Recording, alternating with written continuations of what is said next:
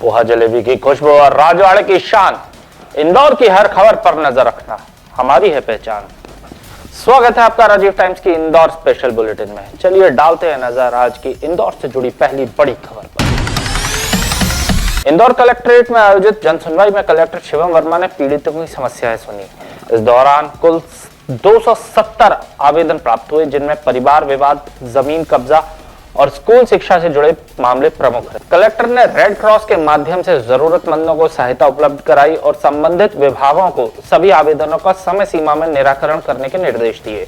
उन्होंने बताया कि सभी आवेदनों का परीक्षण कर कार्रवाई की जा रही है और मुख्यमंत्री के निर्देश अनुसार प्रत्येक गुणवत्तापूर्ण आवेदन पर सुनवाई सुनिश्चित की जा रही है।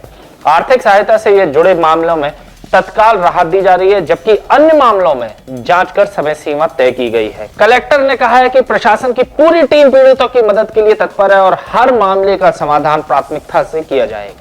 देखिए, आज जनसुनवाई में लगभग 270 आवेदन आए हैं और सभी आवेदनों को परीक्षण करके उन पर कार्रवाई की जा रही है। माननीय मुख्यमंत्री जी के स्पष्ट निर्देशानुसार सभी आवेदनों का गुणवत्तापूर्ण निराकरण हो, इसके लिए हमारी पूरी टीम प्रयास कर रही है। जो आर्थिक सहायता से जुड़े विषय थे उन पर तत्काल कार्रवाई की जा रही है और बाकी जिन प्रकरणों में जाँच की आवश्यकता है उनको जाँच करके उनको भी समय सीमा में कार्रवाई की जा रही है। इंदौर के नंदबाग कॉलोनी में रहने वाले 76 परिवारों ने कलेक्ट्रेट पर विरोध प्रदर्शन कर न्याय की मांग की है। पीड़ित निवासियों का आरोप है कि कॉलोनाइजर रणजीत आनंद धाम उन्हें मानसिक रूप से प्रताड़ित कर रहे हैं और नोटिस के माध्यम से पुलिस को भेज रहे हैं। निवासियों ने बताया कि उन्होंने कॉलोनी में अपने प्लॉट नोटरी के माध्यम से खरीदे थे और 20 वर्षों से परिवार के साथ रह रहे हैं। उन्होंने कहा कि कॉलोनाइजर ने अवैध रूप से मकान बनाकर कब्जा किया है, जबकि सभी परिवार वैध दस्तावेज और सभी टैक्स 2014 से चुका रहे हैं। पीड़ित परिवारों ने कलेक्टर से न्याय की मांग की है और कहा है कि रणजीत आनंद धाम के खिलाफ उचित कानूनी कार्रवाई की जाए। उन्होंने अपने अधिकारों की सुरक्षा और परेशानियों के निवारण की भी उम्मीद जताई है। हमको न्याय चाहिए। हम 2010 से रह रहे हैं और उसने पिंटू ने ये बोला था कि ये मेरी जगह है 1 फीट, बोल छोड़ दो। हमने 1 फीट जगह छोड़ के मकान बनाया।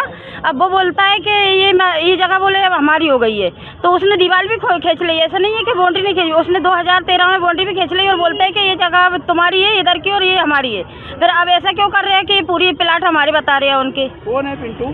ये रंजीत हाँ, रंजीत आनंद धाम का कॉलोनी का मेन वो। क्या कॉलोनी कहाँ पर है ये नंदबाग में पीछे ही है वो। क्या उसने खुद बोला था 2010 में कि ये जगह मेरी है, तुम्हारी है और ये 1 फीट जगह छोड़ दो हमारी है बोले। ये हमने 1 फीट जगह छोड़ के भी बनाया है, अब बोल रहे हैं कि ये पूरे मेरे प्लाट हैंगे। तो उसकी जो रजिस्ट्री किसके नाम से? ये हमारे नाम है। अच्छा, अभी मतलब क्या कहा जा रहा है आपको वहाँ पर? क्या मकान से हटने को? हाँ, कहा जा रहा है? मकान रोज आता है वो, एक दिन छोड़ के रोज आता है। कहीं पुलिस से लेके आता है, कहीं कोई बोल के चलो यहाँ मिल लो इनसे और जगह खाली करो। शिकायत हमने हमारे कॉलोनी में हम जो रह रहे हैं उसको वो बोल रहे हैं कि ये ज़मीन हमारी है क्या, और हम वहाँ पे कम से कम 2008 में हमने मकान लिया था और रजिस्ट्री टैक्स वगैरह सब भर रखा है। उसके बाद भी आके परेशान कर रहा है और आके बोलता है कि उनके खिलाफ रिपोर्ट करो। जबरदस्ती रिपोर्ट करवाने की बोलता है। खुद अगर खुद की ज़मीन है तो खुद कार्रवाई करे ना, हमको क्यों परेशान करता क्या? और उसके खिलाफ करे जिसने हमको दिया, जिसने हमसे लिया उसके खिलाफ कार्रवाई करे ना, हमको क्यों परेशान कर दिया? अभी आप अधिकारी से मिले क्या? अधिकारी हमसे मिले नहीं है, हमको सिर्फ लेटर पे वो साइन छप पे लगा दे दिए, बाकी कोई आश्वासन नहीं दिया। रुक करते अगली खबर की तरफ। 12वीं पास युवक कर रहा था इलाज के दौरान महिलाओं से छेड़छाड़ उसकी रोजमर्रा की आदत में शामिल है। यही नहीं, गलत ऑपरेशन करने का एक केस भी उस पर दर्ज है। यह शिकायत पहुंची है कलेक्टर तक।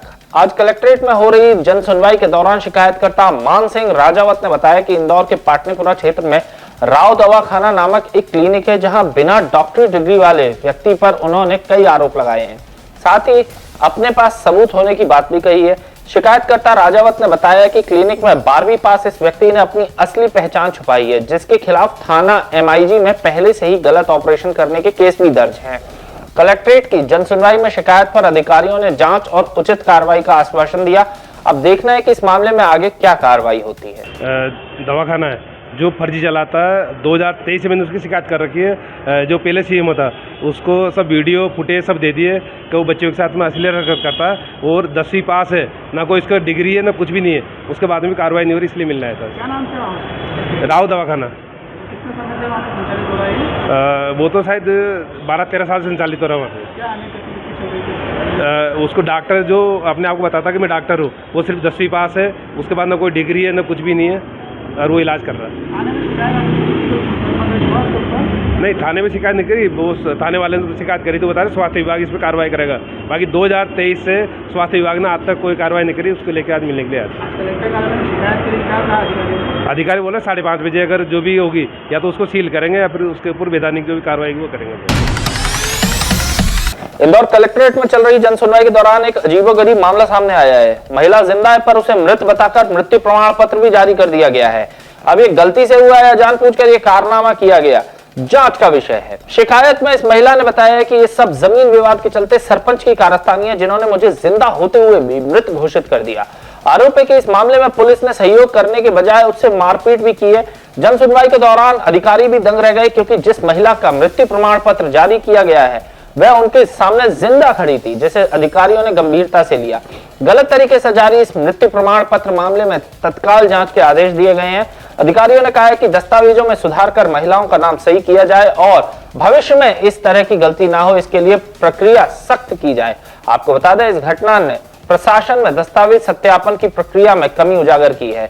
आगे इस मामले में दोषी को क्या सजा मिलती है, समय बताएगा। हमारी मम्मी को मृत्यु घोषित कर दी पावती पे। रजिस्टर की जमीन 100 साल पुराने सांसिक इसमें रिकॉर्ड है, 100 साल पुराना बाप दादा के हाथ की जमीन क्या, और इसको मृत्यु घोषित करके नाम चढ़ा लिया है। और मृत्यु प्रमाण पत्र पंचायत से बनता है सर, वो कैसे बनाया सरपंच ने जबकि जिंदा है, और इसको मार के बोले मृत्यु हो गई। ये आपको कैसे क्या पता चला? ये हमने सर कागज निकाले, खतरे पे देखा, हमारी जमीन पड़ी थी तो उस पर दूसरे का नाम आया। और फिर मैं पटवारी के तहसीलदार के पास गया, क्या चिपरा तहसील में गया था, मैं सांवर तहसील में गया था, तो बोले पावती पे बोले मृत्यु घोषित कर दी बोले, और नाम चढ़वा लिया दूसरे। क्या हुआ? जमीन पे गए तो मेरे को 15-20 गुंडों ने मारा, लाते लाते, और दूसरे मुक्की किसके नाम पे हुई? क्या सर, और पुलिस वाले ने मारा, थाने पे भी मारा मेरे को पुलिस ने भी। कौन से थाने? चंदन नगर। हाँ, कब की घटना? ये 26 तारीख को 1 बजे गुंडों ने मारा 15-20। जय कुमार बजाज के आदमी ने, जिन्होंने नाम से करे उन्होंने, और थाने पे पुलिस वाले ने मारा। उनने पैसे वैसे खिला दिए, और मेरे को थाने पे मैंने 15 दिन पहले से रिपोर्ट भी करवा रखी थी।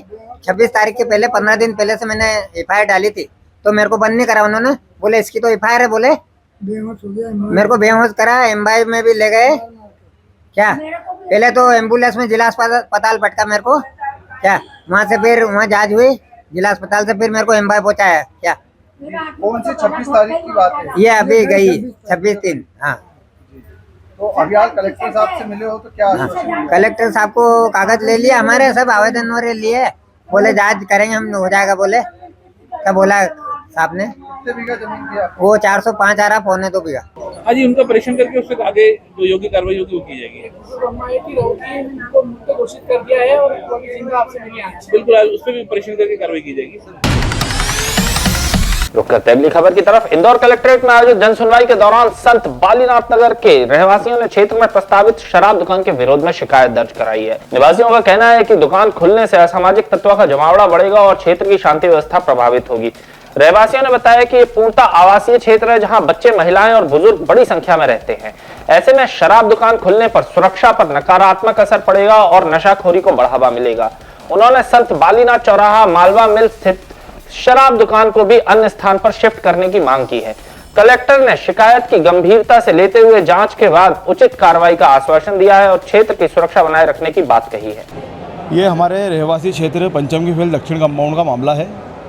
यहाँ पे एक शराब की दुकान आ रही है, तो कल हमने शाम 6 बजे बहुत ही जन आक्रोश के साथ में वहाँ पे आंदोलन किया था, जहाँ पे क्षेत्रीय विधायक को भी हमने ज्ञापन दिया है, उनको भी हमने संज्ञान में कि शराब की दुकान यहाँ ना आए, क्योंकि इससे हमारे बच्चों का सुरक्षा का, हमारी महिलाओं का, हमारी छोटी बहनों की सुरक्षा का बहुत बड़ा विषय है। क्योंकि शराब के नशे में आपको भी पता है कि कितनी बड़ी घटना हो सकती है। तो बस ये है कि वहाँ पे ये रहवासी क्षेत्र में ये शराब की दुकान ना खुले। ये कोई ठाकुर है, पूरा उनका हमें वो नहीं है नॉलेज में, ठाकुर है। और ये जो ज़मीन है ये भी विवादित ज़मीन है, क्योंकि यहाँ पे हम बचपन से खेले बड़े हुए हैं, इस पर कब्जा करके और अभी वहाँ पे शराब की दुकान खोली जा रही है। अगर सुनवाई नहीं होती है तो फिर पूरे इंदौर शहर में बहुत बड़ा आंदोलन करेगी बेरवा समाज, क्योंकि हमारे बेरवा समाज के बहुत लोग वहाँ पे रहते हैं, सभी समाज के लोग रहते हैं वहाँ पे, वाल्मीकि समाज, बेरवा समाज और भी अन्य समाजों के लोग रहते हैं। सब मिलके एक बहुत ही बड़ा आंदोलन वहाँ पे छेड़ेंगे। शराब की दुकानों पर वहाँ पे नहीं आने देंगे, चाहे से बड़ी ताकतें हमको ख़त्म भी कर दें तो भी हम वो शराब की दुकान वहाँ पे नहीं आने देंगे। अगली खबर की तरफ रुख करते हैं। मऊ में एक इंडियन गैस एजेंसी के खिलाफ प्रकरण दर्ज किया गया है। कलेक्टर शिवम वर्मा के निर्देश पर की गई जांच में पाया गया कि एजेंसी शासन के नियमों के विपरीत मनमर्जी से कमर्शियल सिलेंडर की बिक्री कर रही थी। जांच के दौरान एजेंसियों के पास कुल 60 कमर्शियल सिलेंडर कम पाए गए।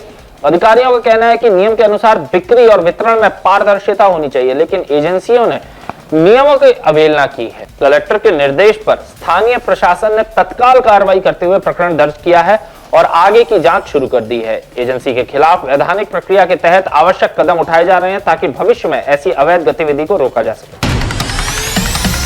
अगली खबर की तरफ रुख करते हैं। महाकुंभ के दौरान चर्चा में आई मोनालिसा फिर चर्चा में बनी हुई है। इस बार चर्चा कुछ हटकर है। उन पर हिंदू राष्ट्रवाद के प्रबल उद्घोषक प्रवीण भाई तोगड़िया के बयान ने सुर्खियां बटोरी हैं। तोगड़िया ने कहा है कि पहले वह रुद्राक्ष बेचती थी, अब कलमा पढ़ने लगी है। तोगड़िया ने इसे बहुत गलत करार दिया। उन्होंने पूरे देश में लव जिहाद के मामलों का जिक्र करते हुए कहा है कि इसे रोकने के लिए हर स्तर पर प्रयास किए जाने चाहिए। उनका कहना था कि प्रयास ये होना चाहिए कि किसी भी बहन या बेटी को लव जिहाद का शिकार न बनने दिया जाए। बयान सोशल मीडिया पर वायरल होने के बाद चर्चा तेज हो गई है। तोगड़िया ने अपनी प्रतिक्रिया में सुरक्षा और सामाजिक संरक्षण पर जोर दिया है। इस बयान ने महाकुंभ आयोजन में धार्मिक और सामाजिक पहलुओं पर बहस को भी उजागर किया है। ये सच है, वह रुद्राक्ष मारती थी, अब कलमा पढ़ने लगी है, गलत है। सर वापसी के लिए कोई प्रयास वगैरह करेंगे सर? यानी इसकी बात नहीं कर रहा, बहुत सारी ऐसी बेटियां हैं, बच्चियां हैं जो आज भी घर वापसी कर। अरे जाने ही नहीं देंगे तो वापस क्यों करना पड़ेगा? जाने क्यों देंगे? अगली खबर की तरफ रुख करते हैं। इंदौर में आज महावीर जयंती पर श्वेतांबर जैन समाज ने भव्य जुलूस निकाला। इस अवसर पर समाज के सदस्यों ने अपने श्रद्धा और भक्तिभाव के साथ हिस्सा लिया। जुलूस में रंग बिरंगी झांकियां, धार्मिक गीत और भगवान महावीर के जीवन व शिक्षाओं को दर्शाने वाले आकर्षक दृश्य शामिल थे। श्रद्धालुओं ने शांतिपूर्ण वातावरण में भगवान महावीर के आदर्शों का संदेश लोगों तक पहुंचाया। कार्यक्रम में शहर के विभिन्न हिस्सों से जैन समाज के सदस्य शामिल हुए और पूरे मार्ग पर सुरक्षा और व्यवस्था का भी ध्यान रखा गया। इस जुलूस ने न केवल धार्मिक माहौल को और जीवंत किया, बल्कि समाज में भाईचारे और सामाजिक एकता का संदेश भी दिया है। जुलूस के अंत में श्रद्धालुओं ने महावीर जयंती के अवसर पर सामूहिक पूजा अर्चना की और खुशियां साझा की।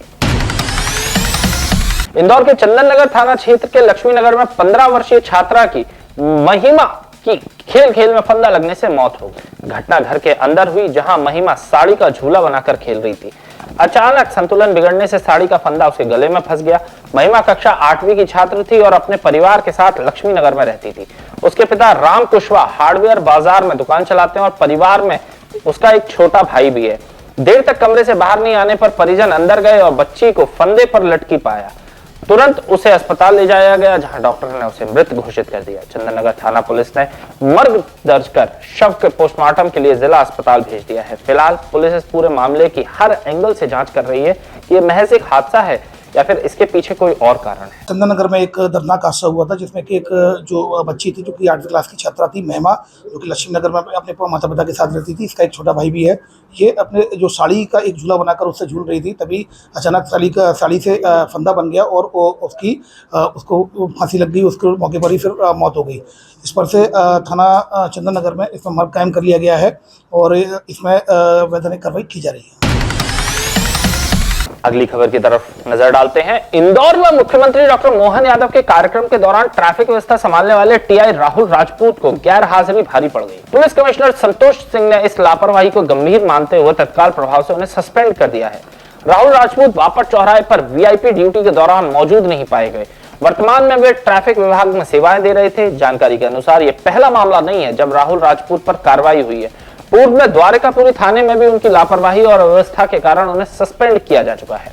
आपको बता दें, पुलिस महकमे में वीआईपी ड्यूटी को लेकर सख्त निर्देश जारी हैं। इस कार्रवाई ने स्पष्ट संदेश दिया है कि ड्यूटी में किसी भी तरह की लापरवाही बर्दाश्त नहीं की जाएगी। वीआईपी ड्यूटी के दौरान लापरवाही बरतने पर एक जो इंस्पेक्टर है राहुल सिंह राजपूत, उसको फिलहाल सस्पेंड कर दिया गया डिसीपी ट्रैफिक श्री राजेश त्रिपाठी सर के द्वारा। और इसमें ड्यूटी में किसी प्रकार की वीआईपी ड्यूटी में अगर कोई किसी प्रकार की अनुशासनहीनता या लापरवाही करता है तो ऐसी स्थिति में उसके खिलाफ कड़ी कार्रवाई की जाती है। और पूर्व में भी लगातार इस तरह की कार्रवाइयाँ की गई हैं। अनुशासनात्मक या लापरवाही बरतने पर लगभग 26 लोगों के खिलाफ लगभग 6 महीने से इनके लोगों के खिलाफ जो अधिकारी कर्मचारी है संबंधित, उनके खिलाफ इंदौर पुलिस कमिश्नरेट में कार्रवाई लगातार जारी है। कोई भी कर्मचारी अगर ड्यूटी में लापरवाही या अनुशासनहीनता करेगा या अवैधानिक कृत्य करेगा तो उसके खिलाफ कड़ी कार्रवाई लगातार जारी रहेगी। इंदौर के संयुक्तागंज इलाके में एक बड़े निवेश घोटाले का सामना हुआ है। रिटायर्ड कैनरा बैंक अधिकारी पूनम चंद महाजन ने शिकायत दर्ज कराई है कि उन्हें 5paisa.com ऐप के जरिए उच्च मुनाफे का लालच देकर पैसा निवेश करने के लिए प्रेरित किया गया।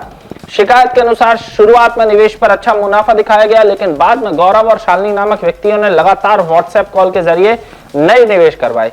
जब बुजुर्ग ने अपना पैसा वापस निकालने की कोशिश की तो वह संभव नहीं हो पाया। संयुक्तागंज थाना पुलिस ने धोखाधड़ी का प्रकरण दर्ज कर संबंधित बैंक अकाउंट और लेन देन की जांच शुरू कर दी है।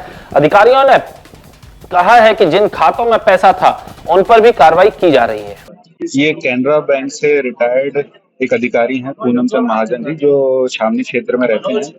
इनके द्वारा एक साइट 5paisa.com की जो फर्जी साइट है उस पर कई लोगों ने इनको फोन करके कुछ शेयर मार्केट में पैसा लगवा के मुनाफा देने की बात को लेकर प्रलोभित किया, जिस पर इन्होंने जिस नंबरों से फोन आया था उसमें पहले शुरुआत में 10,000 रुपए डाले। जब इनको वो मुनाफा 12,000 रुपए का होकर मिला तो फिर इन्होंने और उसमें पैसे लगाए।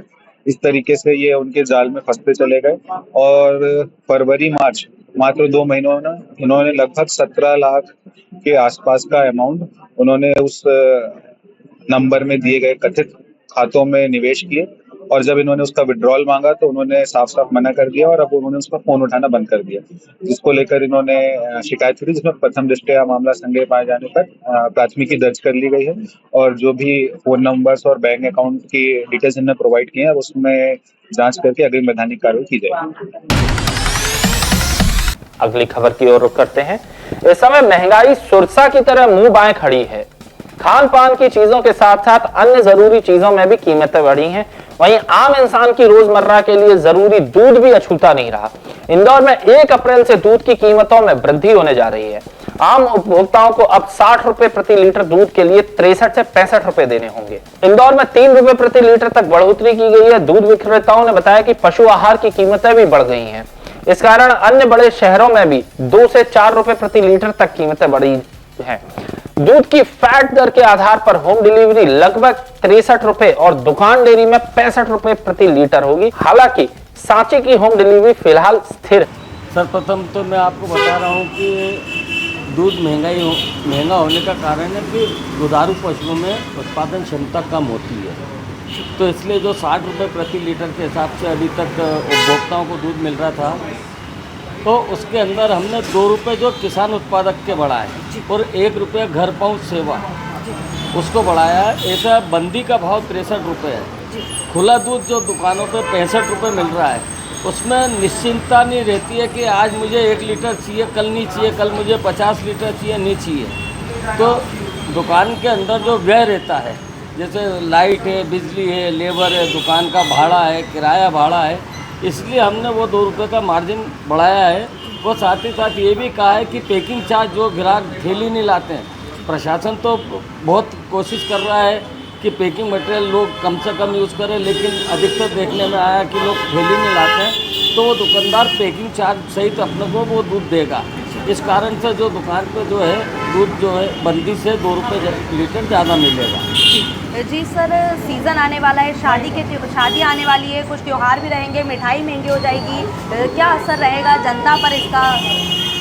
निश्चित रूप से जनता पर असर रहेगा। शादी ब्याह के अंदर जो है दूध के मिठाइयाँ कम बनेंगी। अब जैसे लस्सी वगैरह है या शिकंजी है, उन पर भी असर पड़ेगा।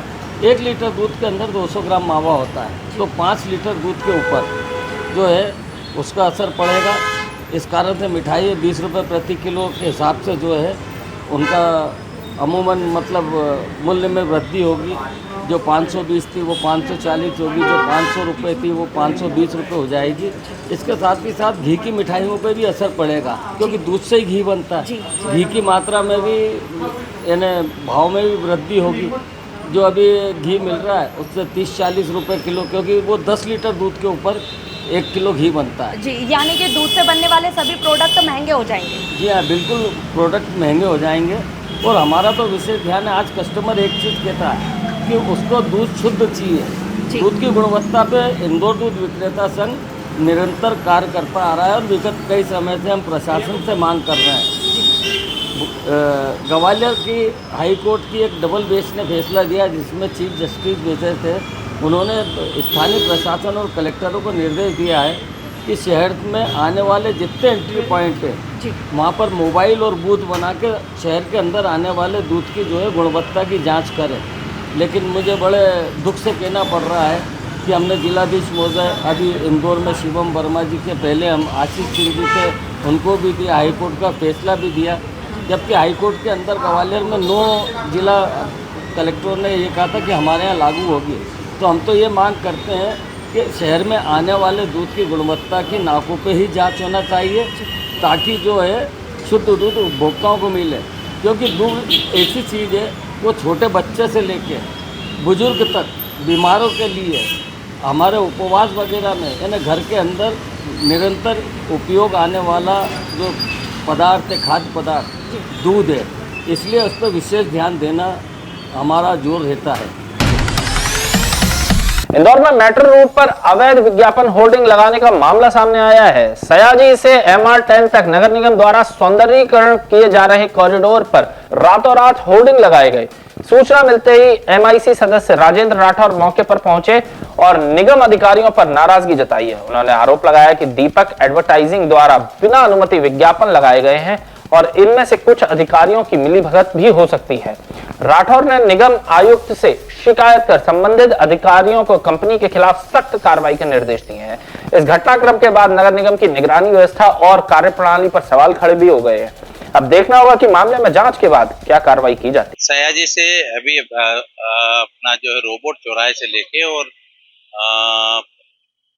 MR10 तक जो 6 किलोमीटर का मीडियन है जो मेट्रो का है, उसको हमको बनाने का काम मेट्रो कारपोरेशन ने नगर निगम को दिया। उसके एवज में 10 करोड़ रुपए जमा किए। पर जब आज सुबह जब मैं निकला तो मुझे जानकारी मिली कि यहाँ पर हाथों हाथ रात में जो है कोई दीपक एडवर्टाइज कंपनी द्वारा यहाँ पर ये देख रहा हो बोर्ड, आप ये बोर्ड ठोक देगा। ये कितने खराब पद्धति से पूरे घास और उसका नुकसान करके और ये जो है यहाँ ठोक दिया है। ये ठोकने के बाद जब मेरे को पता लगा तो मैंने विभाग से पूछा, कोई चौहान है, राकेश चौहान, तो उन्होंने बोला कि ये तो परमिशन उसकी पुरानी परमिशन है, जबकि यहाँ पहले डिवाइडर नहीं था, परमिशन कहाँ से आ गई, है ना। तो ये सब उनके गोरख धंधा जो इन अधिकारियों ने मिलकर एडवर्टाइज कंपनी के साथ जो कर रखा है, इनके खिलाफ कार्रवाई होना चाहिए और कार्रवाई भी वो हो कि ये याद रखें। मैंने कमिश्नर साहब को इसकी जानकारी दी है, अपर आयुक्त को दी है, विभाग के प्रभारी राकेश जैन को दी है कि इनके खिलाफ जो एडवर्टाइजमेंट कंपनी और जो अधिकारी, इनके खिलाफ कार्रवाई होना चाहिए और ये बोर्ड हटना चाहिए। चाहे चौराहा पे देख लो आप, चीथड़े से लटक रहे हैं, ये यूनिपोल जो है बिना परमिशन के लगाए जा रहे हैं। इसमें इसकी जांच होना चाहिए कि इनका क्या साइज है और कहाँ लगा रहे हैं और किस जगह की परमिशन है, ये भी जांच होना चाहिए। और इनकी जांच होके दोनों जिन जो मिली भगत है इनके खिलाफ ऐसी कार्रवाई होना चाहिए कि जेल जाएं ये लोग। देखिए, मेट्रो कॉरिडोर पर जो विज्ञापन का जो बताया गया है, वो जो हमारी टीम है उसके माध्यम से दिखाया भी गया है। तो ये दिखाया जा रहा है कि संभवतः वो जो रोड है उस पर तो डिवाइडर पे विज्ञापन के लिए अनुमति दी गई थी और उसकी साइज़ वगैरह या जितना उसको दिया गया है उसके तहत किया गया है कि नहीं, वो टीम आज पूरा चेक कर लेगी और उसके आधार पर हम लोग आगे कार्रवाई करेंगे। आज के इंदौर बुलेटिन में फिलहाल के लिए इतना ही। मुझे दीजिए इजाजत। आप लोगों से मुलाकात होगी कल फिर। तब तक जुड़े रहे राजीव टाइम्स के साथ। नमस्कार।